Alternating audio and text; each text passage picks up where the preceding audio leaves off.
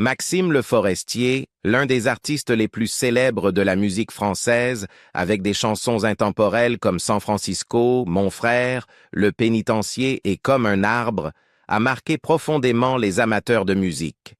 Cependant, peu savent qu'au-delà de ces chansons douces se cache une vie remplie de hauts et de bas, ainsi que des secrets que Maxime a gardés cachés pendant de nombreuses années. D'un artiste libre et inspirant, Maxime a dû faire face à de nombreux défis dans sa vie. À l'âge de 75 ans, Maxime Le Forestier a décidé de partager ce que le public suspectait depuis longtemps. Tout au long de sa carrière, il est resté discret sur certains aspects de sa vie privée et de sa santé.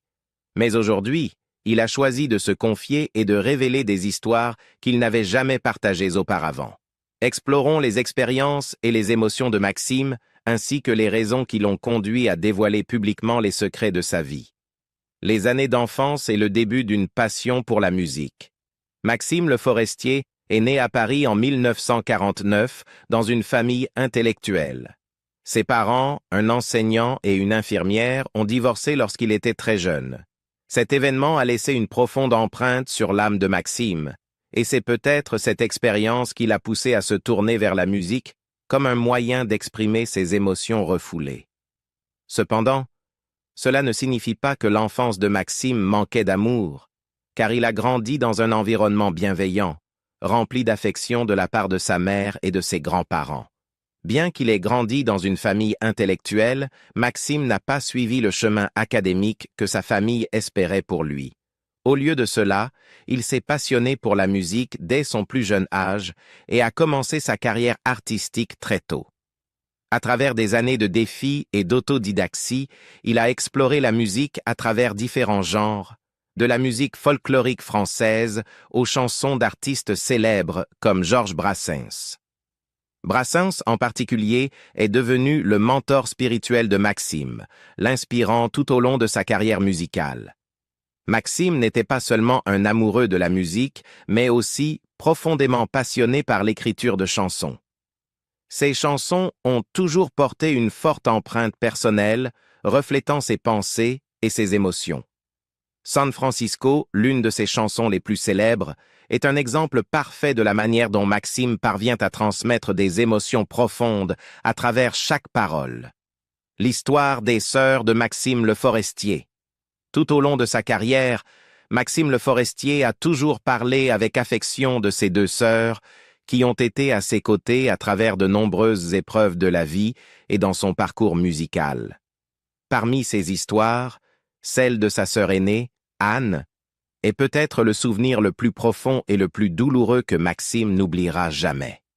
Anne, la sœur aînée de Maxime, née en 1943, a été l'inspiration derrière l'une des chansons les plus célèbres de Maxime, La Petite Fugue. Sortie en 1969, la chanson reflète un moment de leur enfance. Dans la chanson, le personnage d'Éléonore, qui joue un petit air de Jean-Sébastien, est en réalité basé sur Anne, une personne que Maxime admirait et respectait profondément. Maxime se souvient de ses jeunes années lorsque Anne était la personne qu'il admirait le plus. Pianiste, elle avait étudié au Conservatoire de Paris avant de devenir professeure au Conservatoire de Boulogne. Anne a également été un soutien constant dans la carrière musicale de Maxime, lui faisant découvrir de nouvelles tendances musicales et l'emmenant à des concerts. Ces souvenirs ont formé une partie intégrante de la vie musicale de Maxime. Cependant, un événement tragique a changé la vie d'Anne à jamais. Lors d'un accident grave, Anne a été paralysée du cou vers le bas. Ce choc n'a pas seulement eu un impact profond sur Anne, mais a également été une grande source de douleur pour Maxime, qu'il avait toujours aimé et admiré. Dans une interview accordée au magazine Closer, Maxime a déclaré « Elle a eu un accident et elle est maintenant paralysée du cou vers le bas. C'est très douloureux pour moi. Quant à elle, je ne sais pas comment elle se sent car elle ne peut plus parler. » Néanmoins, Maxime continue de nourrir un amour profond et une admiration sans borne pour sa sœur, qui l'a non seulement inspiré musicalement, mais qui reste également une figure bien-aimée qui l'a soutenue tout au long de sa vie. Catherine, la seconde sœur de Maxime, née en 1946, est une autre figure importante de sa vie. Contrairement à Anne, Catherine n'a pas poursuivi une carrière de performeuse publique, mais elle reste une véritable artiste à part entière. Maxime explique que la célébrité n'a jamais été quelque chose qui intéressait Catherine. La célébrité n'a jamais été quelque chose qui l'intéressait. Catherine a un jour vécu à Marrakech, où elle a rencontré un homme et s'est plongée dans des genres musicaux comme le gnawa, le vaudou et la musique trance. Ces styles musicaux ont envahi son âme et sa créativité, l'emmenant profondément dans le monde de la musique traditionnelle et des genres moins connus. Maxime décrit Catherine comme une véritable artiste. Elle vit maintenant en France, compose toujours de la musique, mais seulement pour elle-même. C'est une artiste. Bien qu'elle ne soit plus active sur scène, Catherine continue de créer de la musique et entretient une relation étroite avec le monde musical. Mais cette fois, c'est uniquement pour elle-même, pas pour le public. Elle ne cherche pas l'attention ni la célébrité qui accompagne une carrière musicale. Elle vit simplement et crée selon ses propres termes. Maxime a toujours respecté et admiré la liberté et la confidentialité que sa sœur poursuit. Maxime a toujours décrit Anne et Catherine comme deux gentilles fées dans sa vie. Elles sont non seulement ses sœurs, mais aussi ses compagnons, qui ont toujours été à ses côtés dans les moments difficiles et l'ont aidé à surmonter les défis de la vie. Chaque sœur a eu une influence unique sur la vie et la carrière de Maxime. Anne lui a ouvert la porte de la musique classique, tandis que Catherine l'a aidé à découvrir de nouvelles profondeurs dans la musique du monde. Les souvenirs de ses sœurs font partie intégrante de la vie de Maxime, et ces expériences ont façonné la personne qu'il est aujourd'hui. Un artiste au cœur sensible et à l'âme ouverte. Dans une interview récente, Maxime Le Forestier a partagé des détails sur un nouveau projet musical, un album intitulé « Paraître ou ne pas être », prévu pour juin 2019. Cet album n'est pas seulement un produit musical, mais aussi une partie de son parcours familial. L'une des chansons, Les filles amoureuses, a été écrite par Arthur, le fils de Maxime. Cet album est une création musicale profondément familiale, un hommage à ses proches, en particulier à ses sœurs, qui ont toujours été une source d'inspiration sans fin tout au long de sa vie. L'amour et la famille. Bien que Maxime Le Forestier soit une figure célèbre dans le monde de la musique, il a toujours mené une vie profondément privée en ce qui concerne ses affaires personnelles. Ses relations et sa famille sont restées largement hors de la vue du public, contrastant fortement avec sa célébrité. Pourtant, sous la surface de sa carrière musicale, se cache une histoire d'amour romantique, de famille et des femmes qui ont façonné sa vie et son caractère. Ces femmes ont non seulement été des partenaires dans la vie, mais ont aussi partagé les épreuves et les triomphes qui ont marqué son parcours. L'une des femmes les plus significatives de la vie de Maxime est Bettina, une Brésilienne qui a été son premier amour et la mère de son fils aîné, Philippe. Leur relation a commencé au début des années 1970, à une époque où ils étaient jeunes, passionnés et désireux d'explorer la vie ensemble. Durant les premières années de leur relation, Maxime et Bettina ont navigué entre l'excitation et les défis de l'amour. Mais la véritable épreuve est survenue lorsque leur fils Philippe est né avec une déficience auditive profonde. Malgré les difficultés qu'ils ont rencontrées, Maxime et Bettina ont travaillé dur pour créer un environnement soutenant et aimant pour leur fils, qui devait grandir dans un monde sans son. Maxime, au sommet de sa carrière musicale, a dû concilier son succès professionnel avec les exigences de la paternité, particulièrement lorsqu'il a pris la responsabilité de s'occuper d'un enfant qui ne pouvait pas entendre. Maxime a souvent parlé du profond sentiment de responsabilité qu'il ressentait pour aider Philippe à s'adapter à la vie sans son. Il raconte la patience et l'amour qu'il a investi dans l'éducation de son fils, soulignant l'importance d'apprendre et de s'adapter aux besoins de Philippe. Ce lien entre père et fils n'était pas seulement émotionnel, mais aussi pratique, Maxime enseignant personnellement à Philippe les subtilités de la vie et le guidant à travers les difficultés liées à sa déficience auditive. Les épreuves que Maxime a traversées en tant que père sont devenues certains des moments les plus poignants de sa vie, et il était évident que Bettina, en tant que mère de Philippe, était là à chaque étape, créant un environnement nourrissant malgré les défis. Leur relation, bien que marquée par des difficultés, reposait sur un soutien mutuel et un engagement commun envers le bien-être de leur fils. Après sa relation avec Bettina, Maxime a trouvé un sentiment plus profond de complicité et de stabilité avec Fabienne, qu'il a rencontrée en 1985. Fabienne est devenue non seulement sa femme, mais aussi sa plus proche confidente, partenaire, et la femme qui serait à ses côtés à travers les hauts et les bas. Leur lien allait au-delà des frontières traditionnelles du mariage, car Fabienne est devenue une figure essentielle dans la vie de Maxime, à la fois en tant qu'épouse soutenante et mère aimante pour Philippe, qu'elle a accepté comme son propre fils, malgré son handicap. La présence de Fabienne dans leur vie a été un phare de chaleur et d'acceptation, apportant un sentiment d'unité et de famille à une relation qui avait jadis été fragilisée par l'adversité. Ensemble, Maxime et Fabienne ont créé une famille solide et aimante. En plus de Philippe, le couple a eu un deuxième fils, Arthur, qui suivra plus tard les traces de son père et se lancera dans une carrière musicale. La naissance d'Arthur a apporté une nouvelle joie et un sentiment d'accomplissement à la famille. Maxime se souvient comment la dynamique familiale s'est renforcée grâce à leurs expériences partagées et comment le soutien indéfectible de Fabienne lui a permis de se concentrer à la fois sur sa vie personnelle et sa carrière musicale sans crainte d'instabilité. Maxime se remémore souvent sa première rencontre avec Fabienne, un moment qui a commencé par un incident plutôt humoristique où il ne connaissait rien au football, mais elle lui a fait découvrir ce sport. Cette expérience de rapprochement a marqué le début d'une relation profonde et durable.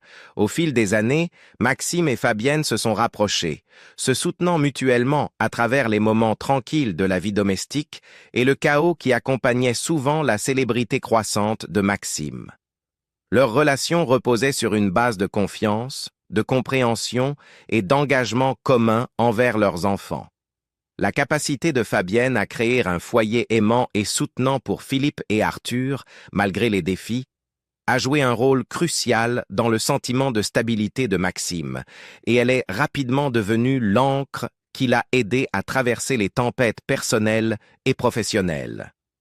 Au cours de leurs près de 40 années ensemble, Maxime et Fabienne ont navigué dans les complexités de la vie familiale, les hauts et les bas de la carrière musicale de Maxime, ainsi que les émotions fortes et les bas qui accompagnent l'éducation des enfants. À travers tout cela, Fabienne est restée un pilier constant de soutien, veillant à ce que leur famille reste soudée et remplie d'amour. Elle a été la force stable qui a permis à Maxime d'équilibrer sa vie publique avec ses responsabilités personnelles, et ensemble, ils ont construit une famille qui continue de prospérer.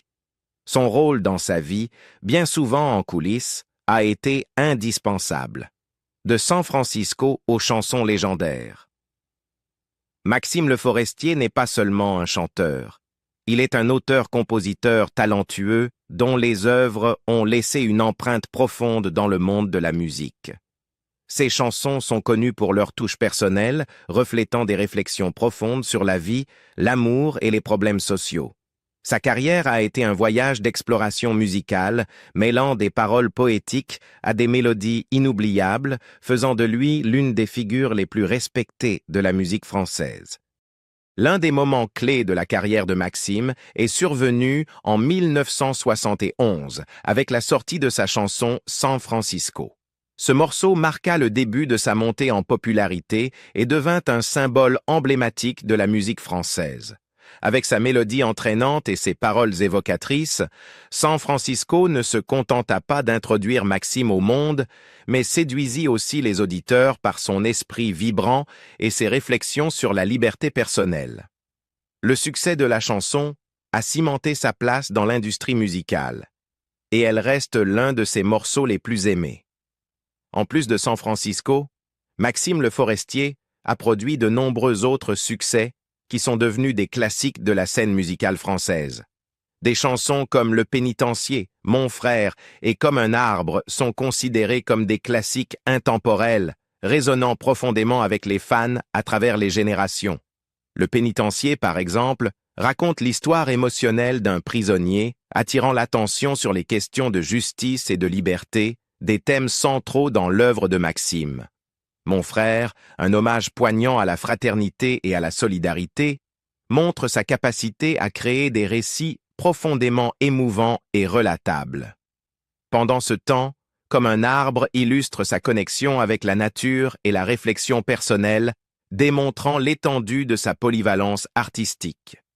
Le succès de Maxime n'est pas seulement dû à son écriture, mais aussi à ses captivantes performances en direct. Un artiste naturel, il aime interagir avec son public, et ses concerts sont connus pour leur atmosphère intime et sincère. Maxime est profondément engagé à maintenir l'authenticité dans sa musique, et cette sincérité transparaît dans ses spectacles en direct. Sa capacité à se connecter avec son public, sur le plan émotionnel, est l'une des raisons pour lesquelles il est resté une figure adorée de la musique française pendant des décennies. Au-delà de la simple performance de ses chansons, Maxime Le Forestier se distingue également par sa capacité à créer des paroles significatives et réfléchies. Sa musique est souvent le reflet de ses expériences personnelles ainsi que de ses observations sur la société et le monde qui l'entoure.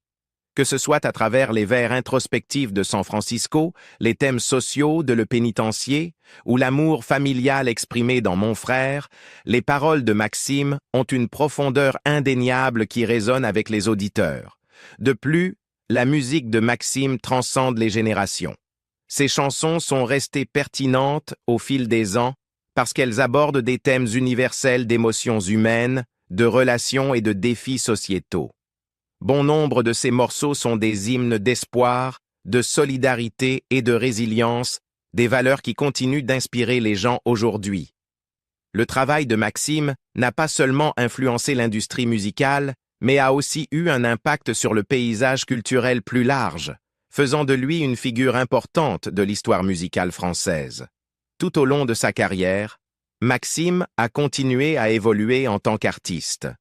Sa passion pour la musique est restée forte, et sa capacité à s'adapter aux tendances musicales tout en restant fidèle à ses racines a contribué à son succès durable. Que ce soit en se produisant avec un groupe complet ou en s'accompagnant à la guitare acoustique, la musique de Maxime Le Forestier continue de captiver et d'inspirer des fans à travers le monde. Ses chansons ne sont pas simplement des mélodies, ce sont des réflexions sur la vie elle-même, pleines d'émotions et de sens. Combat contre le cancer. L'un des plus grands défis de la vie de Maxime Le Forestier est survenu sous la forme d'un diagnostic qui l'a profondément secoué. Le cancer de la langue. En décembre 2017, lors d'une performance à Épinay, Maxime s'est soudainement effondré sur scène. Cet incident alarmant a conduit à un voyage immédiat à l'hôpital où il a subi une série de tests. Après des examens approfondis, les médecins ont découvert une tumeur maligne sur sa langue. Malgré la gravité de la situation, Maxime a choisi de ne pas divulguer publiquement son diagnostic. Plutôt que de chercher de la sympathie ou de l'attention, il a décidé de mener son combat en privé. Il a gardé sa condition de santé secrète, choisissant de lutter contre la maladie en silence sans impliquer le public. Il a refusé l'idée de faire connaître sa lutte aux médias, estimant qu'il devait protéger sa vie privée et ne pas accabler les autres de sa souffrance personnelle. Maxime a suivi un traitement rigoureux qui comprenait 35 séances de radiothérapie. Il était déterminé à ne pas laisser sa maladie devenir visible aux autres, et il a maintenu une apparence de normalité malgré l'énorme tollé physique et émotionnel qu'elle lui imposait. Pendant son traitement, il a pris grand soin de garder sa maladie cachée de ses fans et du regard public. Cet engagement envers la vie privée lui a permis de continuer à se produire, à enregistrer et à vivre sa vie sans la pression du regard du public. Dans un rare moment de réflexion, Maxime a admis que combattre le cancer était un défi énorme, mais qu'il n'a jamais abandonné. Il a affronté chaque jour avec détermination, trouvant du réconfort dans la musique qui a toujours été son refuge. Alors qu'il traversait les traitements pénibles, Maxime continuait à enregistrer des performances, préservant sa voix et son héritage au cas où sa santé ne lui permettrait plus de se produire. L'idée de perdre sa capacité à chanter était une perspective terrifiante, mais elle a aussi renforcé sa détermination à profiter de chaque instant, s'assurant que sa musique continuerait à vivre. La résilience de Maxime pendant cette période est un témoignage de sa force de caractère. Il a refusé de laisser le cancer le définir et, au lieu de cela, il a canalisé son énergie dans ce qu'il aimait le plus, sa musique. Sa lutte n'a pas été seulement physique, mais aussi émotionnelle, car il a dû affronter l'incertitude de son avenir tout en faisant face à sa propre mortalité. Cependant, l'amour profond de Maxime pour la musique et sa volonté indéfectible de retourner sur scène l'ont maintenu en vie. 1 an après son diagnostic, Maxime a fait un retour triomphal sur scène. Il a interprété des chansons de Georges Brassens, l'un de ses plus grands inspirateurs, un homme dont la musique avait façonné le propre parcours artistique de Maxime. Ce fut un moment profondément symbolique pour l'artiste, marquant à la fois une victoire personnelle et professionnelle sur les défis qu'il avait rencontrés. Son retour sur scène n'était pas seulement une célébration de sa guérison, mais aussi une réaffirmation du pouvoir de la musique dans sa vie. Le parcours de Maxime à travers la maladie n'a pas été seulement une lutte physique, ce fut aussi une lutte spirituelle. La musique est devenue son ancre, l'aidant à se redécouvrir pendant une période d'incertitude immense. Il a attribué sa capacité à faire face aux moments les plus sombres de sa vie à sa passion inébranlable pour la musique qui lui a permis de trouver force et sens même face à l'adversité. Son retour à la scène n'était pas seulement une victoire contre le cancer, mais un rappel du pouvoir guérisseur de l'art. La bataille de Maxime Le Forestier contre le cancer est restée une expérience profondément personnelle qu'il n'a partagée qu'avec ses proches. Sa décision de garder sa lutte privée et la manière dont il a affronté sa maladie avec tant de dignité ont démontré son engagement à maintenir un sens de normalité en période de grande détresse. Sa résilience a inspiré beaucoup de gens, montrant que même dans les circonstances les plus difficiles, il est possible de persévérer et de trouver la force à travers ce qui compte le plus. Comme nous l'avons vu, le parcours de Maxime Le Forestier a été tout simplement remarquable. Sa résilience, sa passion pour la musique et ses luttes personnelles l'ont façonné en l'artiste légendaire que nous connaissons aujourd'hui. Mais que pensez-vous de sa décision de garder une grande partie de sa vie privée pendant toutes ces années? Croyez-vous que des artistes comme Maxime devraient continuer à protéger leur vie privée? Ou pensez-vous que nous devrions en savoir plus sur leurs batailles personnelles? Faites-nous part de vos réflexions dans les commentaires ci-dessous. Et si vous avez aimé cette vidéo, n'oubliez pas de liker, partager et vous abonner pour plus d'histoires sur vos artistes préférés.